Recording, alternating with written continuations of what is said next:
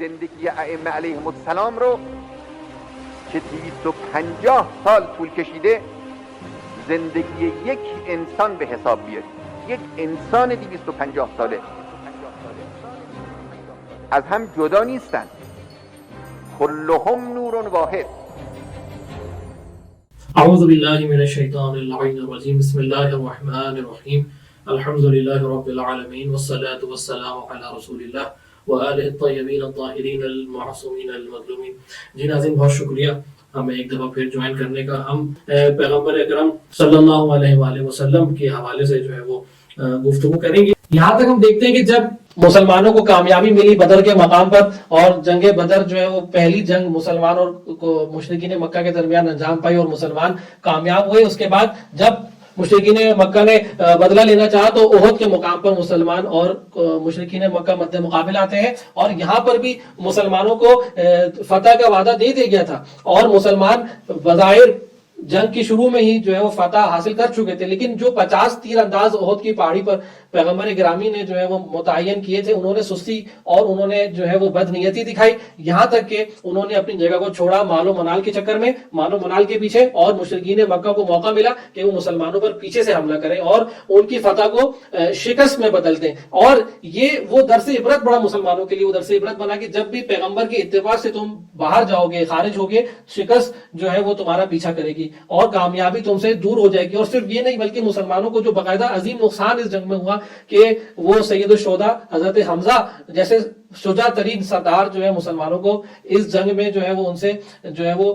جدا ہو گئے اور وہ وہاں پر انہوں نے شہادت کا مرتبہ جو ہے وہ حاصل کیا. اس کو قرآن نے اس جنگ کے شکست کی 3 عوامل جو ہے وہ بیان کیے گئے، جس میں قرآن کی آیت ارشاد فرما رہی ہے کہ حتی اذا فشلتم وتنازعتم فی الامر، یہاں تک کہ تم سست ہو گئے اور تم نے اختلاف کیا رسول کے امر سے، وتنازعتم فی الامر وعصیتم، اور تم نے جو ہے وہ رسول کی اتباع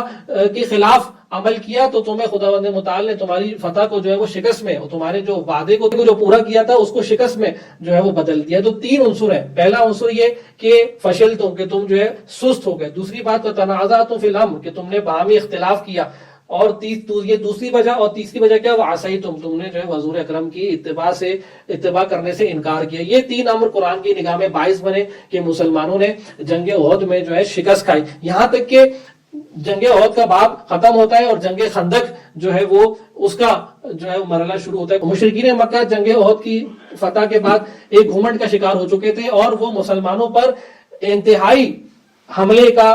حکمت عملی بنا چکے تھے اور سازش تیار کر چکے تھے. وہ آخری حملے کی نیت سے حملہ کرنا چاہ رہے تھے اور مدینے کے یہودی اور بت پرست قبائل بھی ان کے ساتھ سازش کے طور سے ان کے ساتھ شامل ہو چکے تھے اور وہ بڑھ رہے تھے مدینے کی طرف کہ پیغمبر گرامی اس سازش سے جو ہے وہ آگاہ ہو جاتے ہیں. اور وہاں پر وہ عظیم جو ہے تدبیر اور حکمت عملی جو حضرت سلمان فارسی کی طرف سے پیش کی گئی تھی کہ مدینے کے اطراف میں خندق کھدوا دی جائے، اور پیغمبر گرامی نے خندقیں کھدوائی اور 1 مہینہ سرد موسم میں مشرکین اس تدبیر کا مقابلہ نہیں کر سکے اور پیچھے سے کچھ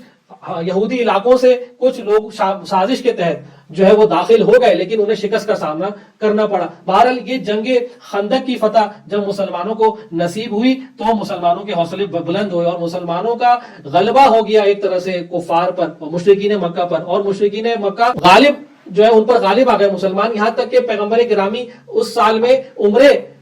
پر تشریف لے جاتے ہیں مکہ کو اور اپنے قافلے کے ساتھ. جب وہ مکہ کے باہر پہنچتے ہیں تو مشرکین مکہ آگاہ ہوتے ہیں کہ پیغمبر اکرامی جو ہے وہ مکہ کے باہر تشریف لا چکے ہیں، تو ان کے تعصب اور ان کا کینہ جو ہے ان کے دلوں میں دوبارہ سے ابھر آتا ہے. اور یہاں تک کہ ماہ حرام ہوتے ہیں، جب وہ پیغمبر اکرامی تشریف لاتے ہیں مکہ کے باہر تو حرام ماہوں میں سے ایک ماہ تھا، اور اس قبائل کے رسم و رواج کے مطابق ان مہینوں میں جنگ جو تھی وہ ممنوع تھی. انہوں نے اپنے اس رسم و رواج کا خیال رکھا اور سوچا کہ ہم باہر جا کے پیغمبر گرامی سے بات کرتے ہیں، اگر وہ ہماری بات مان گئے تو ٹھیک، لیکن اگر انہیں ہماری بات ماننے سے انکار کیا تو وہیں پر ہم ان کا مقابلہ کریں گے اور ان کا قتال کریں گے. لیکن پیغمبر گرامی کی ایک عظیم تدبیر اور حکمت عملی تھی کہ وہاں پر حدیبیہ کے مقام پر صلح حدیبیہ جو ہے وہ انجام پائی کہ جس کے تحت مسلمانوں کی شان و شوکت بھی محفوظ رہی اور مسلمان جو تھے اگلے سال عمرہ کرنے کے مجوز بھی لے کر واپس آئے. اور اس کو قرآن نے اس کو صلح کے نام سے یاد نہیں کیا بلکہ قرآن نے اس کو فتح کے نام سے یاد کیا. قرآن نے فرمایا کہ انا فتحنا لکم فتحا مبینا کہ ہم نے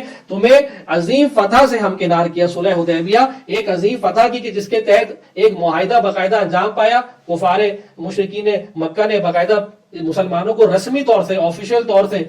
جو ہے وہ پہچانا, ان کو شناخت دی اور ان کے ساتھ معاہدہ کیا. خود یہ معاہدہ جو تھا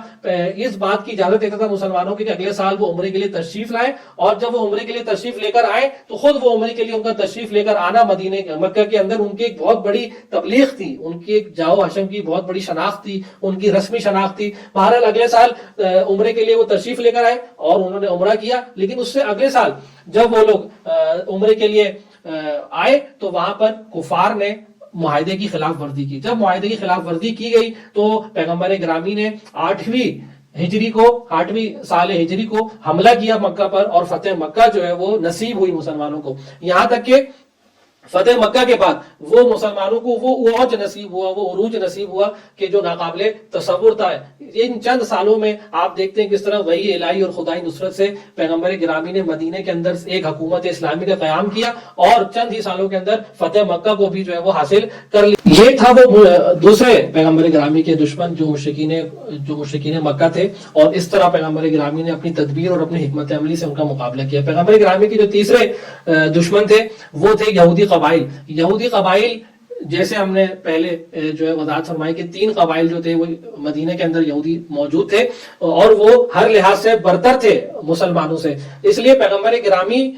کوئی بھی ایسا عمل, ایک یکدم کوئی ایسا اقدام جس کی وجہ سے ایک ایسا نتیجہ ہو کہ جو مسلمانوں کے لیے نقصان دہ ہو, اس سے پرہیز فرما رہے تھے اور اسی لیے ان سے معاہدے کیے جا رہے تھے. یہاں تک کہ معاہدوں کی ابتدائی خلاف ورزی پر بھی رسول گرامی کوئی خاص رد عمل نہیں دکھا رہے تھے, لیکن جب معاہدوں کی ایک صریح اور واضح اور روشن خلاف ورزیاں شروع ہوئی تو پیغمبر گرامی نے اپنا قدم اٹھانا ضروری سمجھا. یہاں تک کہ خلاف ورزی, ایک واضح خلاف ورزی کے تحت بنی قینقاع کو سب سے پہلے جو ہے وہ اس کو جو ہے جواب دہ کیا گیا, اور جب وہ جواب دہ ہونے سے انہوں نے امتناع کیا اور انہوں نے منع کیا اور انہوں نے جو ہے وہ رسول کی خدمت میں آنے سے جو ہے وہ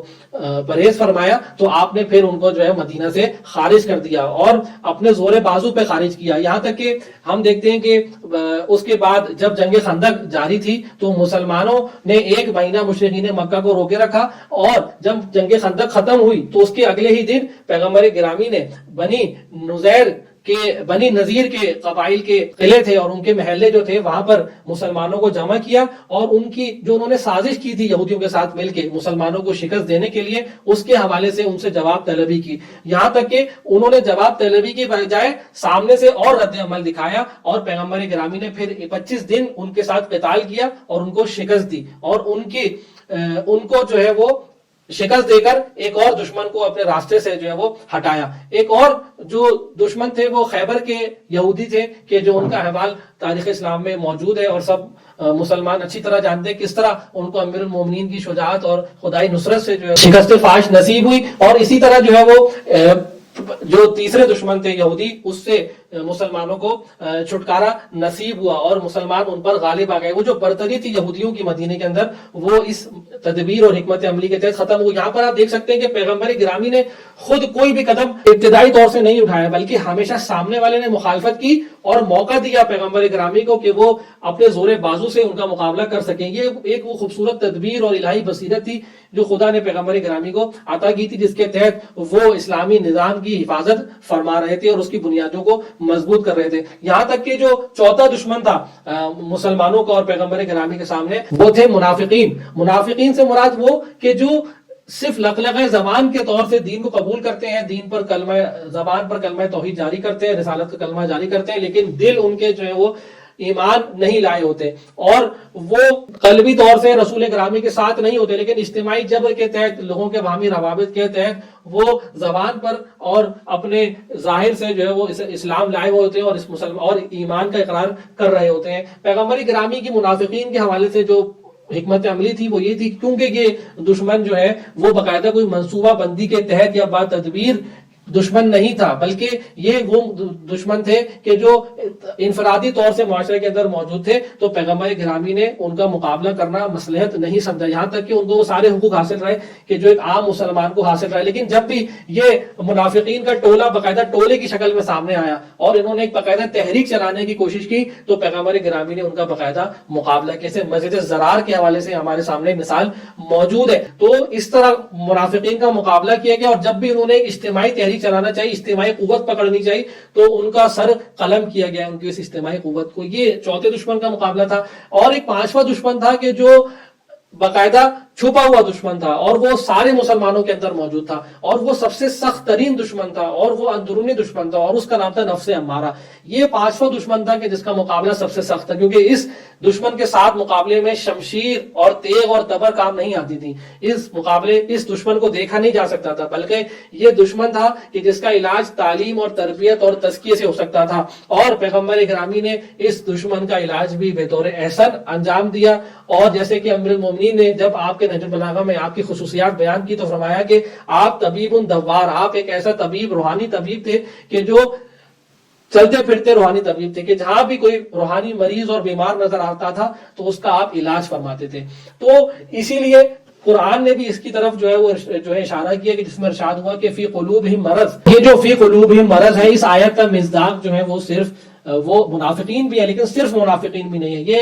آیت ان مسلمانوں کو بھی شامل کر رہی ہے جو مرتبہ ایمان کے کمال تک نہیں پہنچے ہوئے، جن کے اندر اخلاقی بیماریاں اور امراض موجود ہیں۔ یہ فی قلوبی مرض وہ منزل ہے کہ جو انسان ایمان بھی رکھتا ہے لیکن پھر بھی اس کے قلب کے اندر اور اس کے دل کے اندر، اس کی روح کے اندر اخلاقی اور روحانی امراض موجود ہیں۔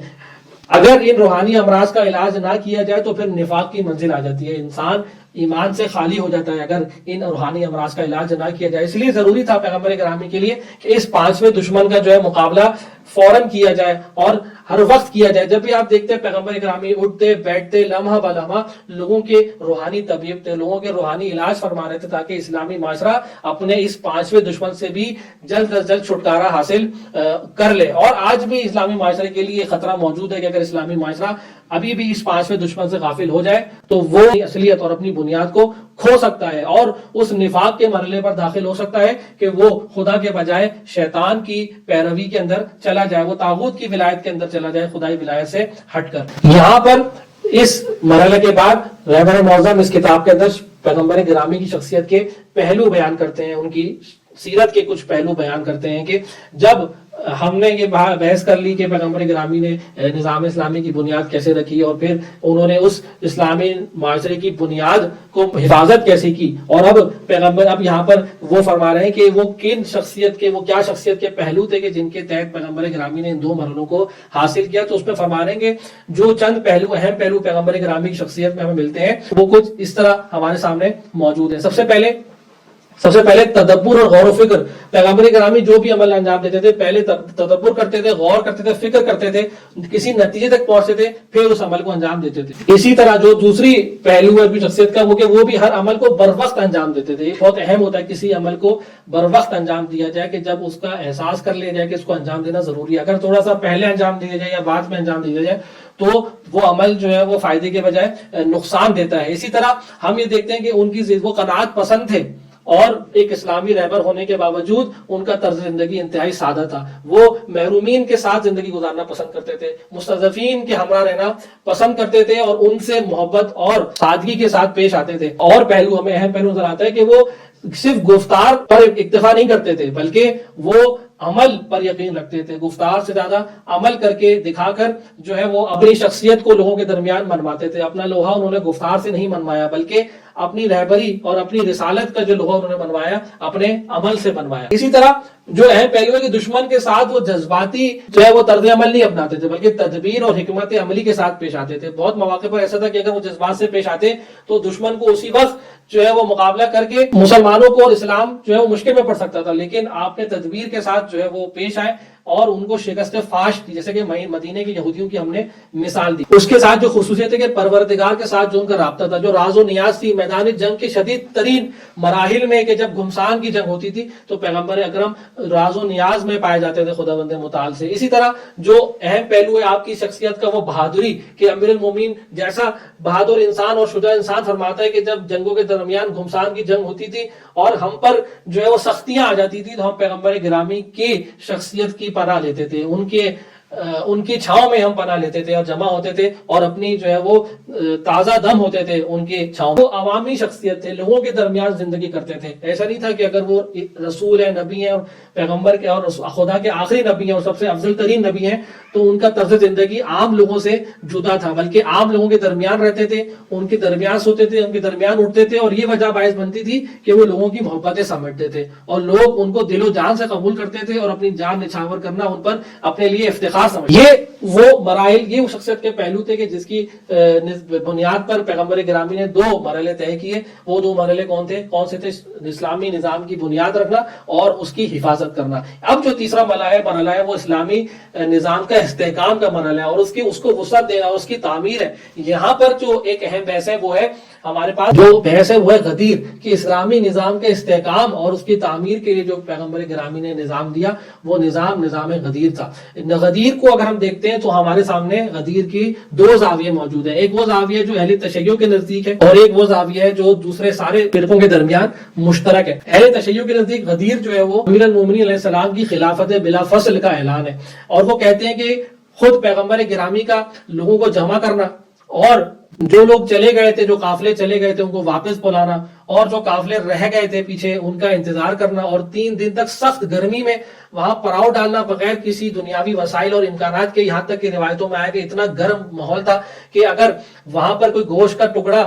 جو ہے وہ کھلی فضا میں رکھ دیا جاتا تو وہ بغیر آگ کے بھی جو ہے وہ پک سکتا تھا، آفتاب کی گرمی سے، سورج کی گرمی سے، اتنا گرم ماحول تھا۔ اور وہاں پر سخت گرمی میں لوگوں کو جو ہے روکنا اور اس ہجوم کو جو حجۃ الوداع میں ہی کچھ دنوں پہلے ہی پیغمبر گرامی کے سامنے جو ہے موجود تھا، اور اس حجۃ الوداع کے اندر پیغمبر گرامی نے ایک خطبہ نہیں دیا بلکہ کئی خطبے دیے، کئی مقامات پر کئی خطبے دیے، اور اس خطبوں کے اندر باقاعدہ اسلامی معاشرے کی اہم ترین ضروریات کو بیان کیا، مستقبل میں آنے والے مسائل کو بیان کیا، اور اسلامی حکومت کے لیے چلانے کے حوالے سے اہم ترین مسائل کو بیان فرمایا، اور یہاں تک کہ حدیث ثقلین کو بھی جو ہے ان خطبوں میں بیان فرمایا، یہاں تک کہ ایک جامع اور کامل کوڈ آف کنڈکٹ دیا اسلامی دنیا کو آگے کی نظام حکومت کے لیے۔ پھر بھی کچھ ہی دنوں بعد وہ غدیر خم کے مقام پر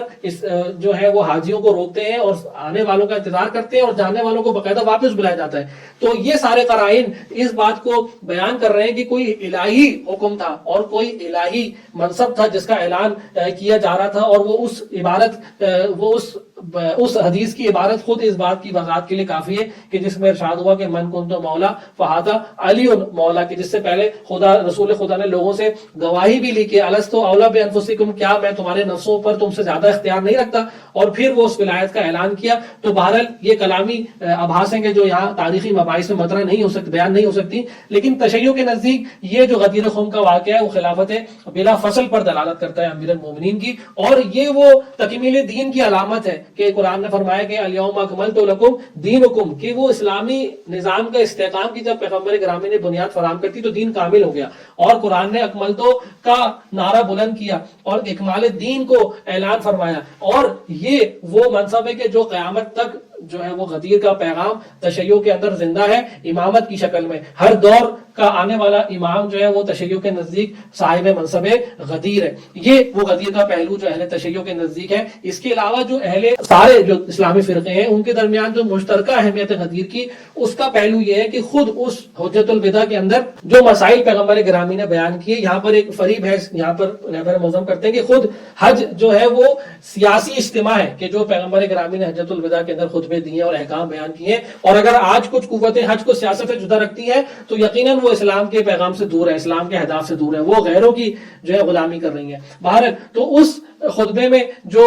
اہم ترین نکات پیغمبر گرامی نے ارشاد فرمایا حجۃ الوداع میں، ایک جو تھا وہ حدیث ثقلین بھی تھی کہ انی تارک فیکم الثقلین کتاب اللہ و عطرتی، کہ میں چھوڑے جا رہا ہوں دو گراہ بھر امانتیں، اور وہ کیا ہے؟ کتاب خدا ہے اور عطرت ہے، اگر تم ان کے ساتھ جڑے رہو گے تو تم حوض کوثر پر مجھ سے ملاقات کرو گے۔ یعنی کیا؟ اگر تم عطرت سے جڑے رہو گے تو تحریف قرآن سے بھی بچے رہو گے، تحریف دین سے بھی بچے رہو گے۔ یعنی سارے اسلامی فرقوں کو یہ پیغام دے رہا ہے حجۃ الوداع کہ عطرت جو ہے وہ ایک محوری حیثیت رکھتی ہے، ایک بنیادی حیثیت رکھتی ہے دین کے اندر، دین کے مفادات کے اندر، دین کے پیغام کے اندر۔ تو یہاں پر جو حدیث ثقلین جو ہے امت مسلمہ کی رہبری کا پیمانہ ہمیں دے رہی ہے کہ کون سی ہستیاں ہیں کہ جو سارے اسلامی فرقوں کے لیے تحریف دین سے بچاؤ کا ذریعہ۔ ہر زمانے میں تحریف دین کا خطرہ موجود ہے، اور پیغمبر گرامی نے کتاب اللہ و عطرتی کا نعرہ بلند کر کے مسلمانوں کو پیمانہ دے دیا یوم قیامت تک۔ اسی طرح جو حدیث غدیر ہے اس کے اندر باقاعدہ امیر المومنین کی شخصیت، اگر عام دوسرے فرقوں کے نزدیک ان کی ولایت بلا فصل بھی ثابت نہ ہو تو ان کی شخصیت کا ایک اہم ترین اور اعلیٰ درجہ ثابت ہو جاتا ہے۔ یہ ثابت ہو جاتا ہے کہ وہ کامل انسان کا مصداق ہے، وہ یہ ثابت ہو جاتا ہے کہ وہ ایک اہم ترین درجے پر فائز ہے رسول اللہ صلی اللہ علیہ وسلم کے نزدیک۔ تو یہاں پر امیر المومنین کی شخصیت جو ہے اسلامی فرقوں کے درمیان محور اتحاد بن سکتی ہے، نہ کہ محور افتراق۔ افسوس کے ساتھ امیر المومنین کی شخصیت کو آج اسلامی فرقوں نے محور افتراق بنا لیا ہے، اختلاف کی وجہ بنا لیا، حالانکہ امیر المومنین کی شخصیت کو اگر دیکھا جائے تو مسلمانوں کے درمیان وہ محور اتحاد بن سکتی ہے، کیونکہ ہر اسلامی فرقہ ان کو ایک عظیم نگاہ سے دیکھتا ہے، ایک عظیم حیثیت کا قائل ہے ان کی، اور ان کی ایک امتیازی حیثیت کا قائل ہے، دوسرے صحابہ سے برتری کا قائل ہے۔ یہاں تک کہ ہم یہ دیکھتے ہیں کہ سارے اسلامی فرقے امیر المومنین کے لیے مولا کائنات کا لقب استعمال کرتے ہیں کہ جو کسی اور صحابی یا کسی اور شخصیت کے لیے تاریخ اسلام میں استعمال نہیں کیا گیا۔ بہرحال یہ غدیر کا واقعہ تھا کہ جس نے ہر لحاظ سے، تشیع کے لحاظ سے بھی اور دوسرے اسلامی فرقوں کے لحاظ سے بھی اسلامی نظام کے استحکام کا وسیلہ فراہم کیا، اور اس کی عامل کے طور سے ہمارے سامنے آج بھی موجود ہے۔ انشاءاللہ اگلی قسم میں آپ کے سامنے اس کتاب کی اگلی فصل اور موضوع کے ساتھ حاضر ہوں گے۔ جب تک کے لیے ہمیں اجازت دیجیے، اپنی فیڈ بیک سے ہمیں آگاہ کرتے رہیے گا۔ والسلام علیکم ورحمۃ اللہ وبرکاتہ۔ زندگی ائمه علیهم السلام رو که 250 سال طول کشیده زندگی یک انسان به حساب بیارید.